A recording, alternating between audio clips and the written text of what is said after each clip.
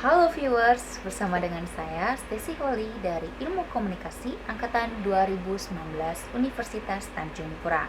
Nah, di video kali ini saya akan membahas mengenai buku yang berjudul Sukses Berkomunikasi. Buku ini merupakan buku hasil karya dari Dale Carnegie. Nah, setelah saya selesai membaca buku ini, saya memiliki beberapa pertanyaan terkait dengan isi buku yang telah saya baca. Yang pertama itu adalah, apakah seseorang dikatakan sukses berkomunikasi ketika dia memiliki sifat yang ekstrovert, sedangkan orang yang memiliki sifat yang introvert itu bisa dikatakan kurang atau belum berhasil atau sukses dalam berkomunikasi. Di sini alasan saya memilih pertanyaan tersebut ialah karena seperti yang kita tahu dan seperti yang kita bisa temui secara umum yang terjadi di sekitar kita, itu kita tahu bahwa orang yang ekstrovert itu cenderung berkomunikasi dengan baik dan luas, kemudian mereka cukup terbuka dengan orang-orang yang baru mereka kenal. Sedangkan orang yang introvert itu mereka cenderung susah atau sulit untuk membuka diri dalam arti bergaul dengan orang-orang yang baru mereka kenal. Seperti itu. Jadi itulah mengapa saya memilih pertanyaan terkait dengan apakah seorang yang ekstrovert itu bisa dikatakan sebagai orang yang sukses berkomunikasi, dan juga orang yang introvert itu masih dalam cakupan orang yang belum sukses dalam berkomunikasi dalam konteks lingkup orang yang baru mereka kenal.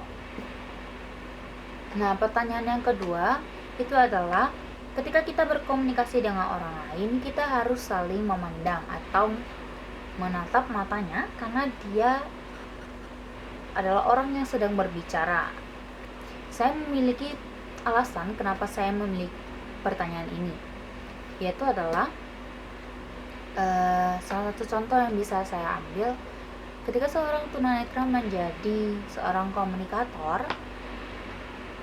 dirinya sebelumnya yang tidak dapat secara langsung menatap orang tersebut, apakah itu dapat menjadi suatu penghambat bagi dirinya untuk sukses dalam berkomunikasi dan memiliki seni percakapan yang baik. Karena dalam buku ini dijelaskan bahwa kemampuan seni bercakap yang baik itu adalah sebuah aset yang paling berharga. Kenapa? Karena di sini dikatakan dengan seni percakap yang baik, orang mampu membangun suatu relasi, kemudian beradaptasi pada hal-hal yang ada di sekitarnya dengan baik dan luas.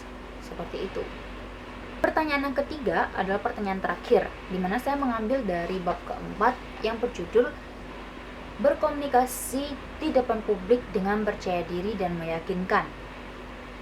Di sini pertanyaan saya adalah, mengapa ketika seseorang yang berkomunikasi menjadi komunikator di depan publik, di depan audiens yang banyak itu, mereka cenderung mengatakan suatu subjek atau topik yang sebenarnya tuh nggak real ada gitu, nggak yang sebenarnya terjadi pada saat itu.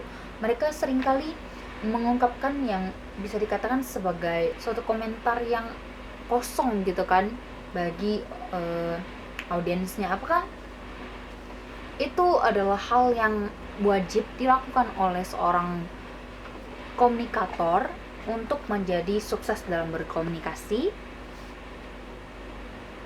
Karena saya sering kali mendapatkan pengalaman yang seperti itu. Jadi itu saja pertanyaan saya terkait dengan isi dari buku Sukses Berkomunikasi hasil karya dari Dale Carnegie. Semoga dengan pertanyaan saya ini teman-teman cukup dapat memahami lebih baik lagi tentang buku Sukses Berkomunikasi serta bagaimana ciri seseorang dan cara kita atau kiat-kiat kita untuk sukses dalam berkomunikasi. Semoga bermanfaat. Terima kasih. Dah.